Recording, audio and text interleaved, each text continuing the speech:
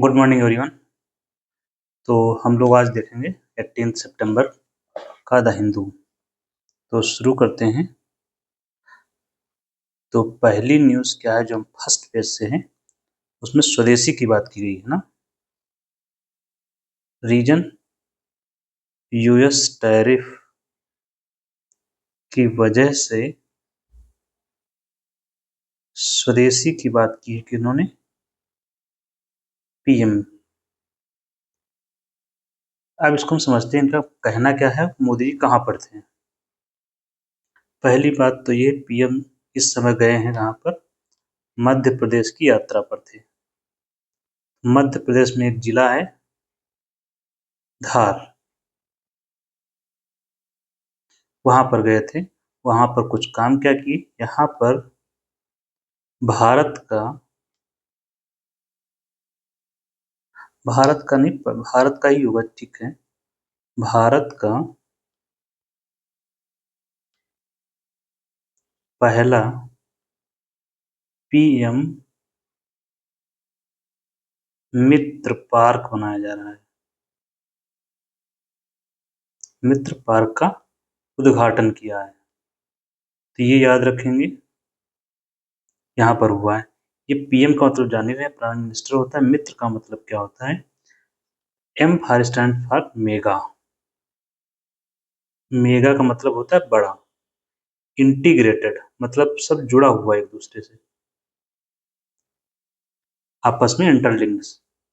Mega integrated, T for textile और R for region और A for हो जाएगा अपैरल एंड अपैरल। अपैरल का मतलब होता है कपड़े। ये हो गया पीएम मित्र पार्क, अर्थात ये किससे जुड़ा हुआ है, वस्त्र उद्योग। वस्त्र उद्योग के बढ़ावा या वस्त्र उद्योग को बढ़ावा देगा, ठीक है। अब वस्त्र उद्योग क्या है, लेबर इंटेंसिव सेक्टर है। लेबर इंटेंसिव का मतलब ये होता है जहां पर श्रम अधिक लगता है, श्रम की जरूरत अधिक होती है, that is labour intensive sector. ये हो गया, गए थे यहाँ पर। यहीं पर प्रधानमंत्री जी ने एक नारा दिया, किस चीज का, स्वदेशी अपनाओ।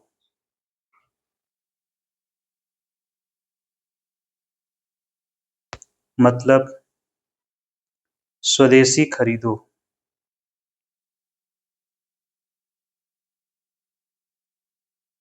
इसका मतलब क्या है, स्वदेशी खरीदने को जो कह रहे हैं, मतलब ये वो वाला सामान हमें खरीदना है जो भारत में बना हो, मेड इन इंडिया सामान खरीदना है। मतलब जो विदेशों में बनकर हमारे यहाँ आ रहा है वो नहीं खरीदना है। लेकिन अगर कोई विदेश की कंपनी भारत में बना रही है, सामान का उत्पादन कर रही है, जैसे मान लीजिए कि ये है, कोई विदेशी कंपनी है, यहाँ आई और यहाँ अपना प्लांट लगाया, संयंत्र लगाया और यहाँ उत्पादन कर रही है, तो हम वो खरीद सकते हैं। क्यों? क्योंकि हमारे देश में बना हुआ है। तो घर में बना हुआ सामान, इसका मतलब ये है अपने देश में बना हुआ सामान या वस्तुएं खरीदना। सामान और वस्तुएं अजीब सा लग रहा होगा, यहाँ पर सामान और वस्तुओं से तात्पर्य क्या है, जैसे आप पापड़ खाते हैं, ठीक है, आप चिप्स खाते हैं, कोल्ड ड्रिंक पीते हैं, जो कुछ भी आप खरीदते हैं, एवरीथिंग, कपड़े खरीदते हैं, मोबाइल फोन खरीदते हैं, ये सब क्या है, हम लोग परचेज करके कंज्यूम करते हैं। तो ये सभी वस्तुएं वो वाली खरीदो जो क्या हो, देश में बनी हो, मेड इन इंडिया, ना कि मेड इन चाइना या मेड इन जर्मनी। ये सब नहीं चाहिए हमें, इसका मतलब ये है, ठीक है। तो स्वदेशी बनो, आपको याद होगा 1905 में कांग्रेस ने नारा दिया था, स्वदेशी आंदोलन शुरू किया गया था।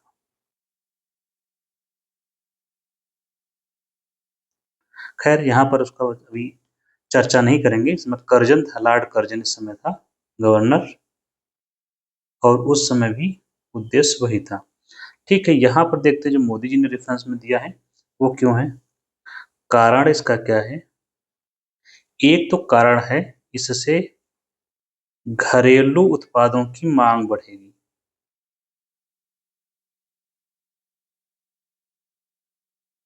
उत्पाद का मतलब वस्तुएं, और जब मांग बढ़ेगी तो इसका लाभ क्या होगा, हमें मिलेगा। मांग बढ़ेगी तो देश का जो आपने सामान खरीदा तो पैसा देश में ही रहेगा, देश का पैसा देश में। फिर इस पैसे का क्या करेंगे, निवेश किया जाएगा, फिर निवेश होगा, आगे चलेगा, उत्पादन होगा, रोजगार बढ़ेगा। अब घरेलू उत्पाद की मांग बढ़ेगी तो उत्पादन भी बढ़ेगा, उत्पादन बढ़ेगा या उत्पादन होगा तो क्या होगा, रोजगार। तो ये जो समस्या है, ये प्रॉब्लम हमारे देश में क्या है, बेरोजगारी बहुत ज़्यादा है। इसमें जो यूथ है उसको रोजगार नहीं मिल पा रहा है। तो अगर घर में ही वस्तुओं का उत्पादन किया जाएगा तो रोजगार जनरेट होगा, और रोजगार जनरेट होगा तो लोगों को मिलेगा क्या, रोजगार। तो इससे ये समस्या भी खत्म हो जाएगी। दूसरा, इससे और क्या समस्या है जिसको टारगेट किया जा रहा है, एक तो ये हो गया, दूसरा ये हो गया, तीसरा जो टारगेट पर किया जा रहा है, जो अमेरिका टैरिफ लगाया है, यूएस टैरिफ से हमारी वस्तुओं की जो मांग है, मांग में कमी आएगी। जब यूएस टैरिफ लगा है उससे मांग में कमी आएगी, तो मांग में जब कमी आती है तो उत्पादन कम होता है, उत्पादन क्या हो जाएगा, कम हो जाएगा। उत्पादन जब कम होता है किसी कंपनी में तो छटनी शुरू हो जाती है, भाई जरूरत ही नहीं है लोगों की, जिसको बोलते हैं इंग्लिश में आपसे पूछा जाता है लेइंग ऑफ, क्या होता है, वही जो कंपनी से लोगों को निकाला जाता है उसी को बोलते हैं लेइंग ऑफ। ठीक है, छटनी होगी तो बेरोजगारी बढ़ेगी, अब बेरोजगारी भी किसी देश के लिए अच्छा नहीं होता है। क्यों, कि बेरोजगार होंगे तो कुछ गलत कामों में लग जाते हैं, क्राइम होने लगते हैं। ठीक है, अब यहाँ तक हम पहुँच चुके हैं, ये समस्या है। अब प्रॉब्लम कहाँ से शुरू हुई, यूएस टैरिफ से हमारे वस्तुओं की मांग में कमी आई। अब देखिए यहाँ अगर घरेलू वाला हम करेंगे तो मांग बढ़ जाएगी हमारी, और जब मांग बढ़ जाएगी तो इसका विकल्प हो गया, स्वदेशी वस्तुएं खरीदेंगे तो यूएस टैरिफ का प्रभाव कम पड़ेगा, मांग बढ़ जाएगी या मांग संतुलित हो जाएगी, वहां से जो मांग नहीं हो पा रही है वो घर में मांग जनरेट हो गई। और जब ये सब चीजें हो जाएंगी तो क्या होगा, प्रभाव ये होगा, हमारी जीडीपी या हमारे देश का विकास आराम से हो पाएगा। जी, इसी से जुड़ी हुई एक न्यूज आई एफटीए को लेकर के, जो आपने देखा होगा इकोनॉमी में। ठीक है, अभी इसी को हम यहाँ पर जोड़ देते हैं। देखिए, जब भी आप पेपर पढ़ रहे हैं तो घटनाओं को जोड़ के देखना है और अपनी एनालिसिस पावर को बढ़ाना है, लिंकेज करते हुए, ताकि आपको समझने में देर ना लगे। ठीक है, वहां पर एफटीए को लेकर के बात की गई है। ठीक है, क्या की गई, एफटीए को, एफटीए पर बातचीत चल रही है, किससे किस, एफटीए क्या है, फ्री ट्रेड एग्रीमेंट। आप लोग अगर नए हैं तो बता देते हैं, अदरवाइज चर्चा तो हम बहुत बार कर चुके हैं इस पर, है ना। फ्री ट्रेड एग्रीमेंट, मुक्त व्यापार समझौता। फ्री ट्रेड का मतलब होता है वस्तुओं या सेवाएं जो भी हों, अर्थव्यवस्था में दो ही चीजें होती हैं, वस्तुओं और सेवाओं का मुक्त आवागमन। मुक्त आवागमन का मतलब क्या होता है, मतलब ये टैरिफ क्या हो, शून्य हो, क्या हो, जीरो हो, या टैरिफ की जगह पर आपको कभी कभी ड्यूटी मिलता है, या टैक्स लिखते हैं, कुछ भी लिखते हैं। ये कहाँ पर लगा है, किसकी बात कर रहे हैं? जो सीमा पर लगाता है कोई देश। तो भिन्न-भिन्न नाम है इसके, जो भी है। टैरिफ 0 हो, मतलब ये है भारत, मतलब यहाँ से कोई सामान विदेश से आ रहा है तो ऐसे ही आ जाए, यहाँ पर टैक्स न लगाया जाए। और वैसे ही हम यहाँ से भेजें तो कोई देश, जैसे यहाँ पर अमेरिका है, तो वो भी टैक्स यहाँ पर ना लगाए, 0% टैक्स हो। यही है फ्री ट्रेड एग्रीमेंट। अब हम इसको समझते हैं। न्यूज़ में क्या है, फ्री ट्रेड एग्रीमेंट पर बातचीत हो रही है। हम इसी से जोड़ेंगे जो पहली न्यूज़ पढ़ रहे थे, ठीक है। एफटीए को किन किन देशों से बात हो रही है, इसको दो भागों में देखते हैं। एक तो हमने समझौता कर चुके हैं, एफटीए हो चुका है, किससे? ब्रिटेन से। उसका नाम क्या है? सीटा करके शायद नाम है, मुझे लग रहा है, कंप्रेहेंसिव इकोनॉमिक ट्रेड एग्रीमेंट। देखिए, इनके एफटीए के अलग अलग नाम होते हैं, बस उसका कोर वही होता है। तो ये आपको नाम देख लीजिएगा, डाउट है थोड़ा सा मुझे। ये हो चुका है, और बाकियों के लिए बातचीत चल रही है, वार्ता चल रही है। क्या चल रही? बातचीत या वार्ता है, या नेगोशिएशन। ये टर्म याद रखिएगा, हर बार यही न्यूज आने वाली होती है, तो आपको दिक्कत नहीं होगी समझने में। कहाँ कहाँ से वार्ता चल रही है? एक तो है E Eurasia economic union, Eurasian economic union, ये हो गया।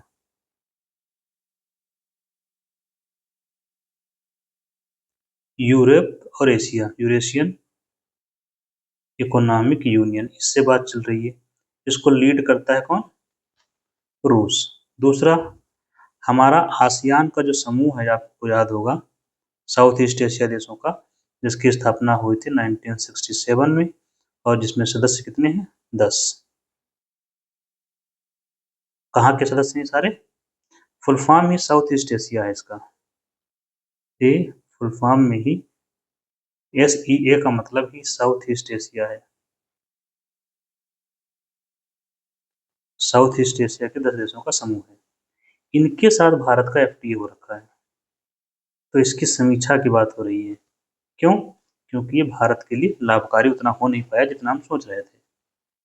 प्लस चिली से वार्ता की बात हो रही है, प्लस पेरू से वार्ता शुरू होगी अभी 1-2 महीने में, और इस समय जो चल रहा है वो अमेरिका से चल रहा है, और अभी 1-2 महीने पहले अब ऑस्ट्रेलिया से भी हमने कर लिया था। शुरुआती स्टेज है। अब देखिए इसका मतलब क्या है इन सब चीज़ों का, ये जो भी कहानी हो रही है। इन सब का मतलब है, जब एफटीए हो जाता है तो क्या होता है? वस्तु हो या सेवा हो, उसका मुक्त आवागमन। मुक्त आवागमन मतलब कोई टैक्स नहीं। और जब मुक्त आवागमन है, टैक्स है नहीं, तो वस्तुओं की क्या होगी? भारत में जो निर्मित वस्तुएं हैं या सेवाएं हैं, जिसके देखिए समझौता किसमें हो रहा है, आपको ये ध्यान देना है कि वस्तु पर हुआ है कि सेवा पर हुआ है, या दोनों पर हुआ है, ठीक है। वस्तुओं और जब मुक्त आवागमन होगा किसी देश में, तो वस्तुओं और सेवाओं की मांग क्या होगी? बढ़ेगी। किसकी? हम भारत के संदर्भ में बात कर रहे हैं, भारत से। इसका मतलब क्या हुआ? भारत से निर्यात बढ़ेगा। अब देखिए, अमेरिका का जो टैरिफ है, इसकी वजह से भारत का निर्यात क्या होगा? कम होगा, और निर्यात कम होगा तो आपको पता है उत्पादन कम होगा, हम ऊपर चर्चा भी कर चुके हैं।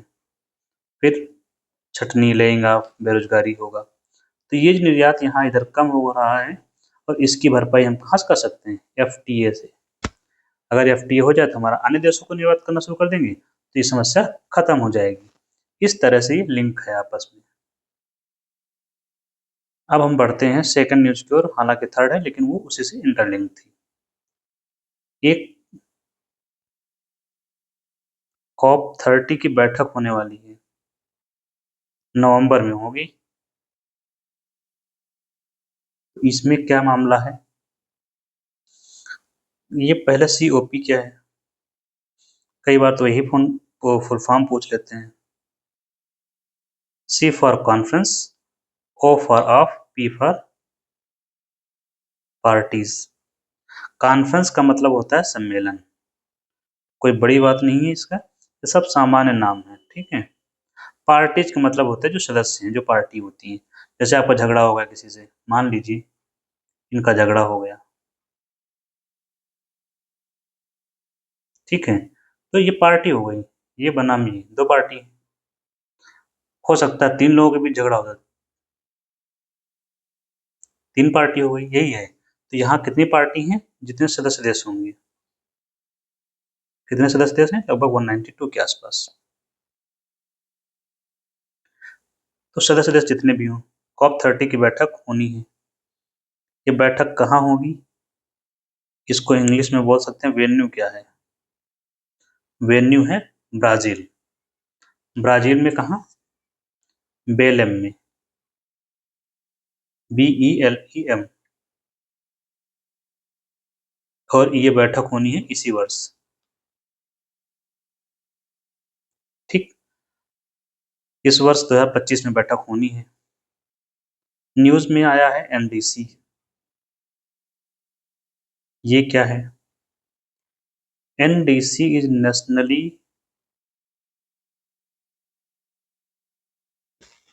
Determined contribution. इस शब्द का अर्थ समझेंगे तो दो तीन बातें इसमें समझ में आती हैं। कंट्रीब्यूशन करना है, योगदान, किस चीज का? यहाँ पर ये कह रहे हैं क्योंकि COP30 की जो बैठक है, ये किसकी बैठक है? जुड़ी हुई है UNFCCC से। तो कंट्रीब्यूशन करना है जो क्लाइमेट चेंज को प्रभावित करने वाली गैसेज हैं, तो CO2 के उत्सर्जन में कमी को लेकर आप क्या योगदान कर सकता है कोई देश? नेशनली का मतलब होता है राष्ट्र के स्तर पर, राष्ट्रीय स्तर पर। डिटरमाइन मतलब निर्धारित जो किया हो आपने, तो कुछ चीजें यहीं से स्पष्ट हो जाएंगी।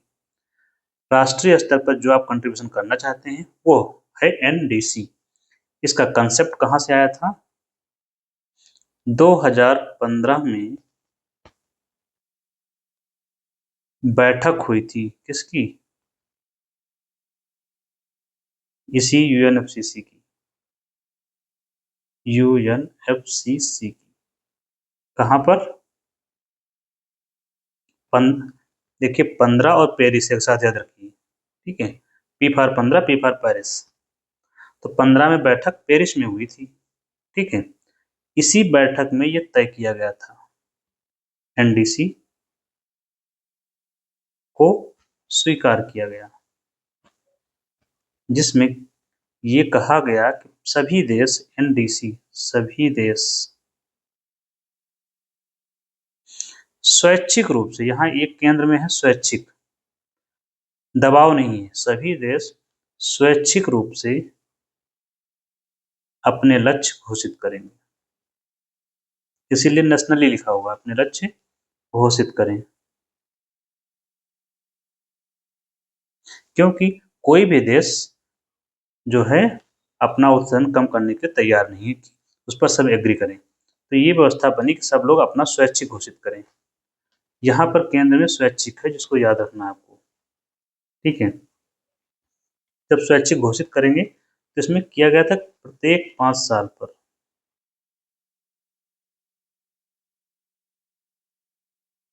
प्रति 5 वर्ष पर या 5 साल पर इसको अपडेट करना है। अपडेट करना है लक्ष्य को, जो आपने पिछला घोषित किया है उसके आगे बढ़ना है, पीछे नहीं जाना है। यही है एनडीसी का पूरा फॉर्मेट।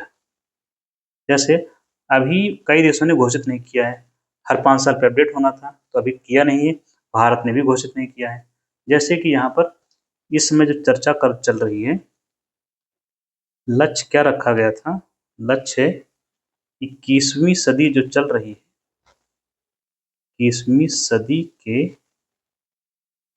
अंत तक तापमान वृद्धि कितनी होनी चाहिए? क्योंकि CO2 जब आता है तो उससे तापमान में वृद्धि होती है। क्यों? क्योंकि वायुमंडल में जब CO2 की मात्रा बढ़ जाती है तो CO2 क्या करता है?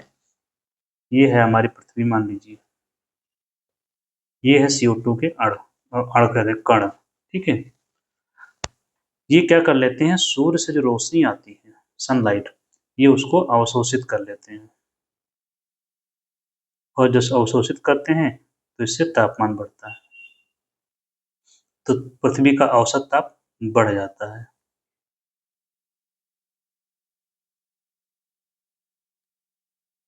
यही औसत तापमान की जो वृद्धि है, उसका लक्ष्य रखा गया है 1.5 डिग्री सेंटीग्रेड, 1.5 डिग्री सेंटीग्रेड, और इतना ना हो सके तो 2 डिग्री सेंटीग्रेड से कम रहे। इसी लक्ष्य को प्राप्त करने के लिए स्वैच्छिक घोषणा करनी है, जैसे कि भारत ने कर रखी है कुछ घोषणाएं। जैसे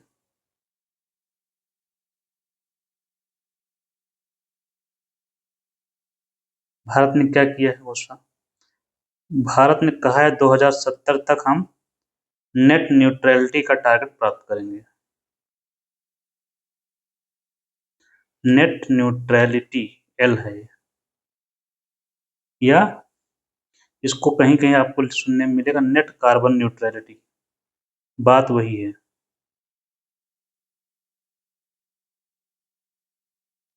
या शून्य कार्बन उत्सर्जन, हिंदी और इंग्लिश का फर्क है, शून्य कार्बन उत्सर्जन, जीरो एमिशन जिसको बोलते हैं। ये शून्य कार्बन उत्सर्जन भी नेट में होगा। इसका मतलब क्या है? ये उत्सर्जन होता कहाँ से? कार्बन का उत्सर्जन ये होता है जो कोयला जलाते हैं आप लोग, उससे मुख्य रूप से। इसका मतलब जीरो अगर कर देंगे तो क्या आप कोयला जलाएंगे ही नहीं? ऐसा नहीं है। इसका मतलब ये है, मान लीजिए कि 100 टन CO2 निकला, उत्सर्जन हुआ, तो 100 टन CO2 को एब्जॉर्ब कर लेंगे। तो 100 टन आया था, 100 टन चला गया, तो न्यूट्रल हो गया, कुछ भी नहीं बचा। कहाँ अवशोषित करवाएंगे? CO2 अब कौन अवशोषित करता है? पेड़ पौधे। तो पौधे लगा दिए हमने, इतने पौधे लगा देंगे कि 100 टन एब्जॉर्ब हो जाए, अवशोषित हो जाए। तो पौधे लगाकर हमें प्राप्त करेंगे 2070 तक। और क्या घोषणा की है? 50% ऊर्जा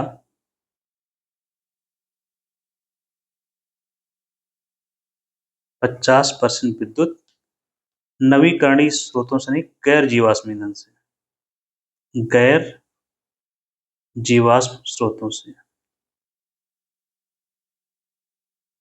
कब तक? 2030 तक। ये टारगेट भारत ने प्राप्ति कर लिया अभी 1 महीने पहले ही, ये अचीव हो गया है, ये डन। ऐसे ही भारत ने घोषित किए हैं, बाकी लोग भी घोषित किए हैं। तो ये हो गया आपका COP30 के कुछ बारे में कुछ विशेष बातें जो हमें जाननी चाहिए। जैसे कि यहाँ पर यूरो जो EU है, यूरोपियन यूनियन, ये अभी कानून लेकर आया है नेट न्यूट्रलिटी का 2050 तक।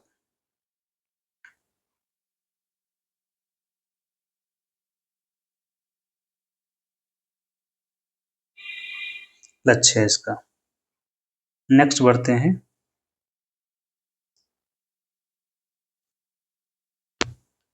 एक टाइगर पोचिंग को लेकर के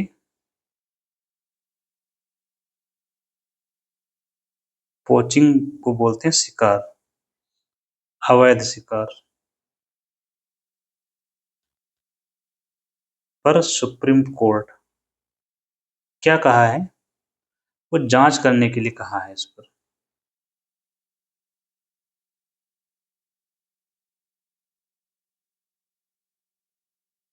इस पर एक रिपोर्ट आई है बेसिकली। टाइगर का जो केंद्र है हमारे यहाँ, मुख्य रूप से केंद्र का मतलब कहाँ ज्यादा पाए जाते हैं, तो एक है एमपी और एक है महाराष्ट्र। इन दोनों जगहों पर क्या हो रहा है, ये पूरे भारत में ही है हालांकि, अवैध शिकार, जिसको बोलते हैं पोचिंग। इन क्षेत्रों में अवैध शिकार हो रहा है और ये अवैध शिकार जो हो रहा है इसके पूरा सिंडिकेट बना हुआ है। सिंडिकेट है पूरा, मतलब गिरोह है। मूवी में आपने देखा होगा ये सिंडिकेट है, जैसे कि पुष्पा भाऊ वाले में पूरा सिंडिकेट है। और इस जब सिंडिकेट होता है तो क्या होता है, ये संगठित होता है, पूरा संगठित तरीके से काम करता है। और ये जो सिंडिकेट होते हैं वो क्या होते हैं, ट्रांसनेशनल होते हैं। ट्रांसनेशनल मतलब सीमा पारी व्यापार करते हैं। किसका? इनकी जो टाइगर होते हैं, इनकी टाइगर की खाल है, बाकी जो आवश्यक चीजें हैं, ईटीसी का व्यापार करते हैं। अब ये व्यापार होता है, ये व्यापार का एक तो हो गया टाइगर की जो खाल है और बाकी जो चीजें हैं वो आपने भेज दिया, बदले में आपको मिलेगा मनी। आपको मतलब सिंडिकेट वाले की बात कर रहा हूँ मैं। तो ये मनी मिलेगा, तो मनी इनको कैसे मिलता है? पैसा, पैसा आता है इनका हवाला से। ठीक है। अब ये फाइनेंशियल क्राइम हो गया, वित्तीय अपराध यहाँ पर शुरू हुआ हवाला के द्वारा। अब ये हवाला से पैसा आएगा तो ये आतंकी गतिविधियों में इस्तेमाल हो जाता है।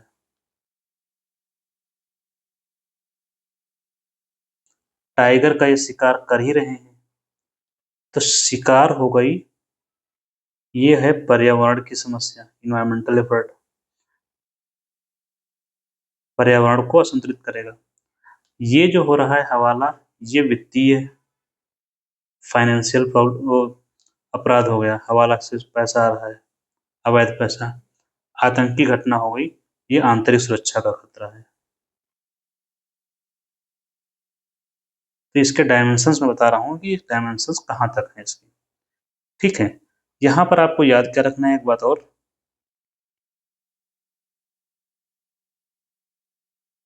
वाइल्ड लाइफ प्रोटेक्शन एक्ट, ये है 1972 का।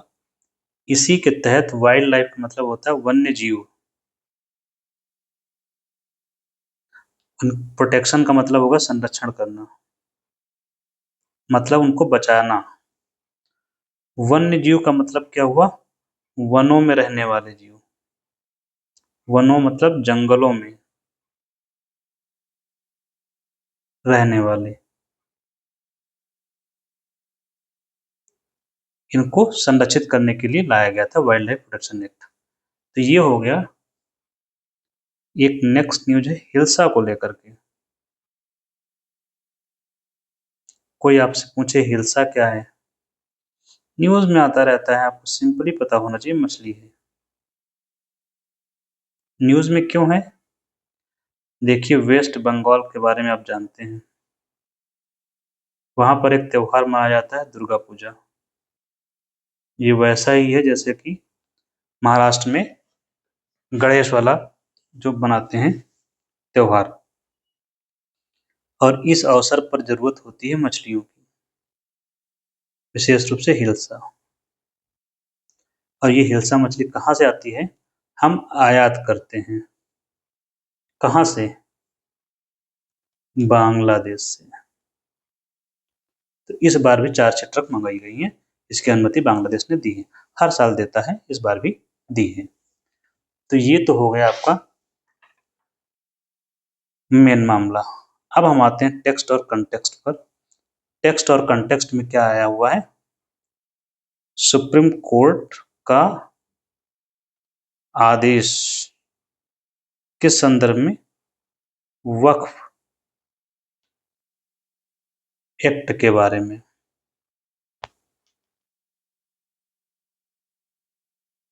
पहले हम लोग वक्फ समझ लेंगे, फिर आगे बढ़ेंगे। कारण क्या है यहाँ पर देखिए, अभी जो आया तो है इसमें सुप्रीम कोर्ट का फाइनल आदेश भी नहीं आया, जजमेंट नहीं आया है।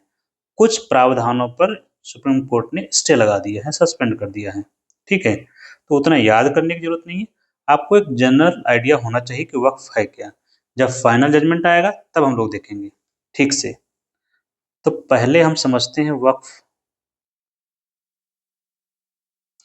वक्फ क्या है? जो इस्लामिक कानून के अंतर्गत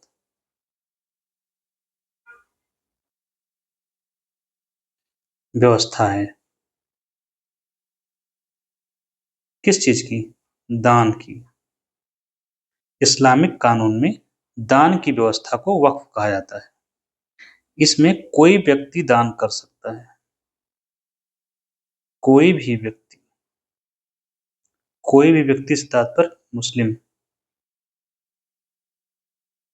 कोई मुस्लिम व्यक्ति अपनी संपत्ति को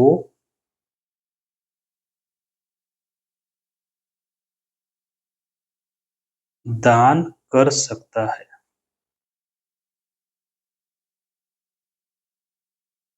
अब यहां से आगे शुरू होगा। दान कर सकता है। संपत्ति, चल संपत्ति हो चाहे अचल संपत्ति हो। चल में आप कैश दे दीजिए, अचल में आपके पास लैंड है, एग्जाम्पल के रूप में। दान कर सकता है, ये दान कैसे करेगा? या तो वो लिखित रूप से कर दे, लिखकर, और वर्बली, ओरली भी कर सकता है, मुंह से बोलकर। दान कर दिया, ठीक है। दान किसको करेगा ये? अल्लाह को दान करता है। अल्लाह का मतलब भगवान, जो भी हो, अल्लाह के नाम कर देता है। मतलब ये संपत्ति का मालिक भगवान होता है। जो संपत्ति आई, संपत्ति का मालिक भगवान होता है। इनके केस में ये भगवान को क्या कहते हैं? अल्लाह। संपत्ति का मालिक कौन होगा? अल्लाह होता है। अब संपत्ति का मालिक अल्लाह हो गया, तो एक और मतलब इसका ये भी है कि संपत्ति वापस नहीं ले सकते आप। संपत्ति कभी भी भगवान की हो गई तो वापस कैसे होगी? वापस नहीं ली जा सकती।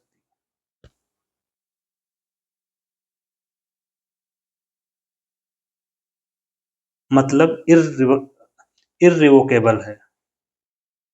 इंग्लिश में होगा इर्रिवोकेबल। इंग्लिश में बोलते हैं वंस वक्फ ऑलवेज वक्फ। एक बार जो वक्फ की संपत्ति हो गई, वो हमेशा के लिए हो गई। WAQF, ठीक है। तो संपत्ति कभी भी वापस नहीं ली जा सकती। एक बार दान कर दी तो कर दी। अब दान तो कर दी, संपत्ति का करेंगे क्या?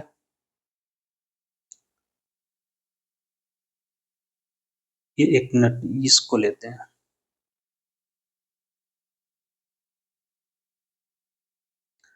ये जो संपत्ति है, इस्तेमाल क्या होगा? यूज क्या होगा? इस्तेमाल कहाँ होगा? या पर्पज क्या होगा इसका? क्यों आपने दान की? पर्पज होगा धार्मिक कार्यों के लिए।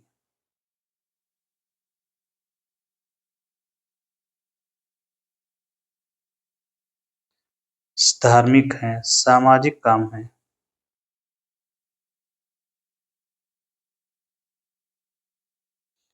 पब्लिक जो पब्लिक जनता के कल्याण के लिए, जनता सेवा के लिए। अभी आपको समझ में नहीं आया होगा। जैसे धार्मिक कार्य में क्या, मस्जिद है, मस्जिद में खर्च होते हैं तो मस्जिद का प्रबंधन हो जाएगा, ठीक है। इसके अलावा जो अनाथालय हैं, ये सामाजिक कार्यों में लिख सकते हैं इसको। खैर धार्मिक और सामाजिक में कंबाइन कर देता हूँ, अलग अलग कहाँ लिखेंगे, ठीक है। अनाथालय हो गए, अस्पताल खोल दिए, ठीक है। गरीब बच्चों, गरीबों की सेवा, गरीबों को भोजन, विद्यालय खोल दिए गरीबों के लिए। तो ये सब कौन से काम हैं? ये सारे धार्मिक और सामाजिक काम हैं। इन कामों में उस संपत्ति का इस्तेमाल किया जाता है। अब संपत्ति का इस्तेमाल कैसे होगा?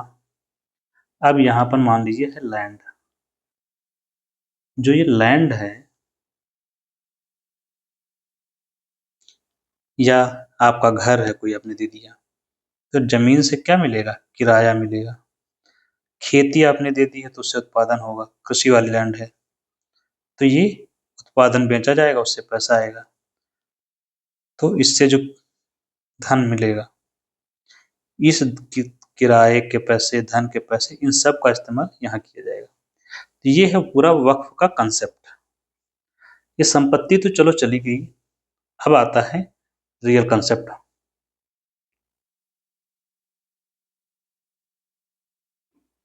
वक्फ प्रबंधन भारत में कैसे होता है? इसके लिए भारत में एक बना है कानून, जिसको बोलते हैं वक्फ कानून या वक्फ एक्ट 1995। इसी से प्रबंधन होता है और इसी एक्ट में संशोधन किया गया है। अभी इसमें एक संशोधन लाया गया है, वक्फ अमेंडमेंट एक्ट। इसको उम्मीद करके नाम दिया गया था, अगर आपने पढ़ा होगा। जो इसमें संशोधन करता है, इसी संशोधन को चैलेंज किया गया है सुप्रीम कोर्ट में, इसीलिए ये एडिटोरियल आया हुआ है, टेक्स्ट एंड कंटेस्ट में आया हुआ है। और सुप्रीम कोर्ट ने अभी सिर्फ स्टे लगाया है, फाइनल जजमेंट नहीं आया है, तो इसलिए हम कंसेप्ट की बात कर रहे हैं, ठीक है। वक्फ एक्ट जो है काम कैसे करता है?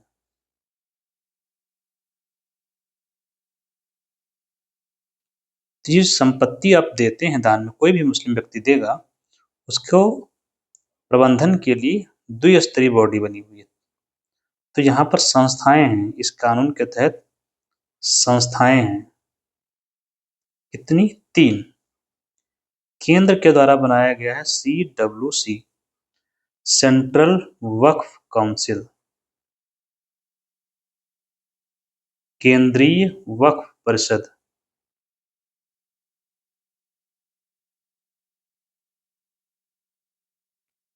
और ये काम करती है, सलाहकारी है।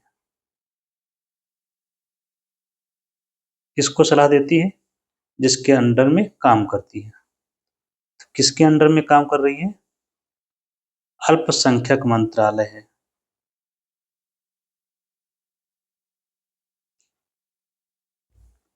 अल्पसंख्यक मंत्रालय, क्योंकि मुस्लिम भारत में अल्पसंख्यक हैं, उनका अलग मंत्रालय है, तो वही मंत्रालय इनको देखता है।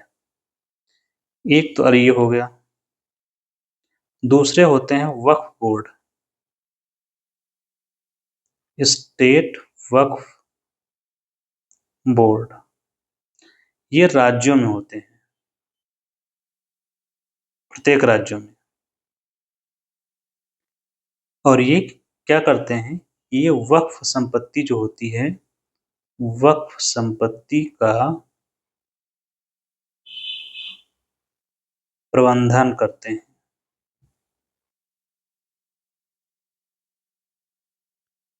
मतलब आपकी जो संपत्ति है वहां पर मुतवल्ली नियुक्त करते हैं, मुतवल्ली, ठीक है, जो उसके डेली रोजमर्रा के कामों को देखता है।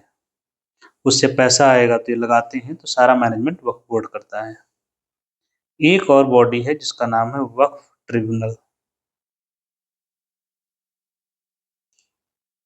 तो ट्रिब्यूनल क्या है? जुडिशियल बॉडी है, न्यायिक निकाय है, जो इनसे जुड़े हुए मामलों की सुनवाई करता है। 3 संस्थाएं हैं। इस संशोधन जो अभी आया है उसमें कुछ बातें कही गई हैं, जैसे सेंट्रल वक्फ काउंसिल जो है, इसमें जो सदस्यों की संख्या फिक्स की गई है, वो कितनी फिक्स की गई है? इसमें 20 सदस्यों की संख्या है रखी गई है, 20 सदस्य। ठीक, सॉरी 20 नहीं, 22।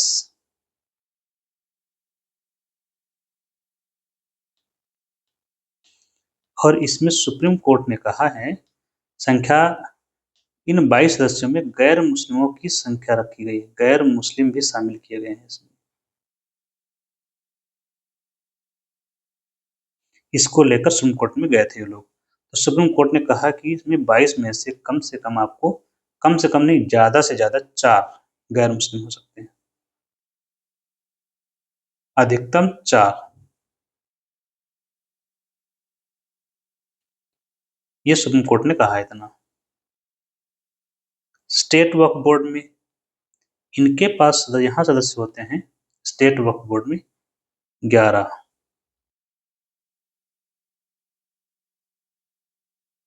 और इसमें गैर मुस्लिमों की संख्या, गैर मुस्लिम सदस्य की संख्या रखी गई है 3। ये भी सुप्रीम कोर्ट ने कहा है, 3 कैप कर दिया गया। कैप का मतलब सीमित कर दिया गया, 3 से ज्यादा नहीं होगा। ठीक है, ये सुप्रीम कोर्ट ने भी किया है, इतनी चीजें इसमें की गई हैं। और अभी जो इसमें किया गया है, इसमें एक प्रावधान किया गया है कि कोई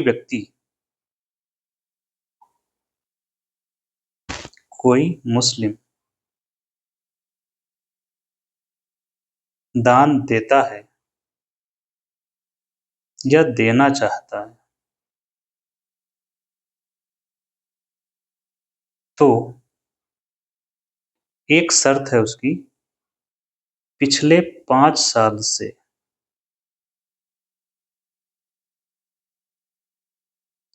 मुस्लिम धर्म का पालन कर रहा हो, मुस्लिम हो।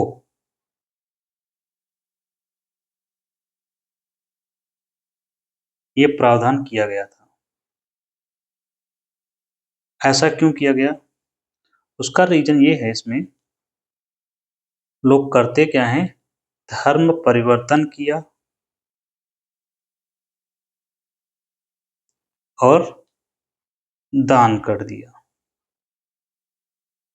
मतलब वक्फ क्रिएट करना, दान करना, वक्फ को दे दिया। अब ये मान लीजिए डिस्प्यूटेड प्रॉपर्टी थी, मान लीजिए डिस्प्यूटेड थी, मतलब उसी प्रॉपर्टी पर इन्होंने लोन लिया था। जो प्रॉपर्टी वक्फ की एक बार हो गई तो वक्फ की हो गई, वो किसी से, वो उससे वापस कोई नहीं ले सकता। तो जिस बैंक ने या जिसने लोन दिया होगा वो क्या हो गया, उसको तो नुकसान हो गया। इसने क्या किया, इस व्यक्ति ने, जो ये व्यक्ति हैं,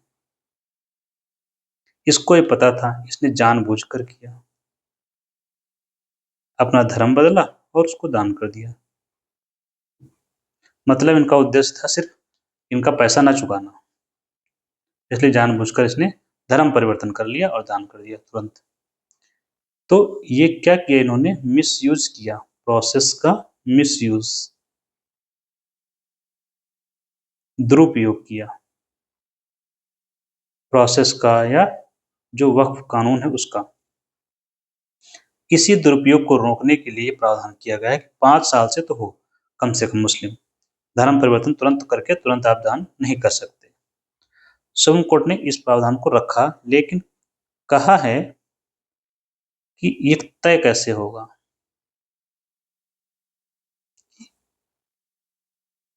पिछले 5 साल से वह मुस्लिम धर्म का पालन कर रहा है कि नहीं कर रहा है, इसकी प्रक्रिया तय करें। इसकी प्रक्रिया सरकार तय करे। जब तय हो जाएगी तब ये कानून लागू हो जाएगा। मतलब ये व्यवस्था 5 साल वाली। ये कुछ बातें हुई इसमें। एक और है, यहाँ पर जो कंसर्न है, आप जान रहे होंगे, एक हम लोगों को अधिकार मिले हैं, मूल अधिकार। कितने हैं? 6। इन 6 अधिकारों में एक अधिकार का उल्लेख है अनुच्छेद 25 से 28 के बीच में। क्या नाम है उसका? धार्मिक स्वतंत्रता का अधिकार।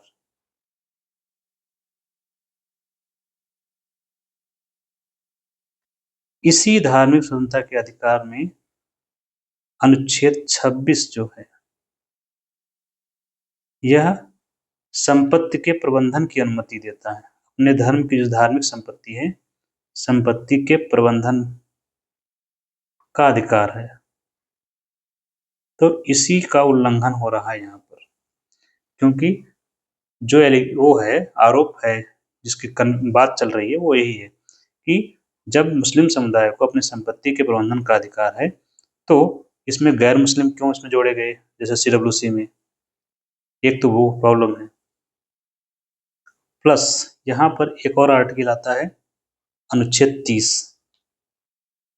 उसके तहत भी अपनी संस्थाएं स्थापित करना, जैसे शैक्षणिक संस्थाओं से जुड़ा हुआ, शैक्षणिक संस्थाएं उनको स्थापित करना, उनको मैनेज करने का अधिकार है इनको। ठीक है, तो इसका उल्लंघन हो रहा है। तो 26 और 30 दोनों आर्टिकल केंद्र में है। अब लास्ट बात इसमें एक और मैं इसमें लिखना चाहूंगा, सुप्रीम कोर्ट ने एक ऑब्जर्वेशन दिया है, कहा है कि जो संपत्ति है, शेड्यूल्ड ट्राइब एसटी समुदाय की संपत्ति को कोई दान नहीं करेगा।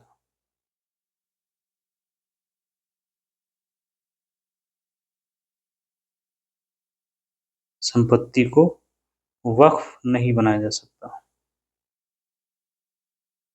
तो ये बेसिक अंडरस्टैंडिंग आपके अंदर आ गई होगी, और जैसे ही जब जजमेंट आएगा तो आपको समझ में भी आ जाएगा। ठीक है, थैंक यू।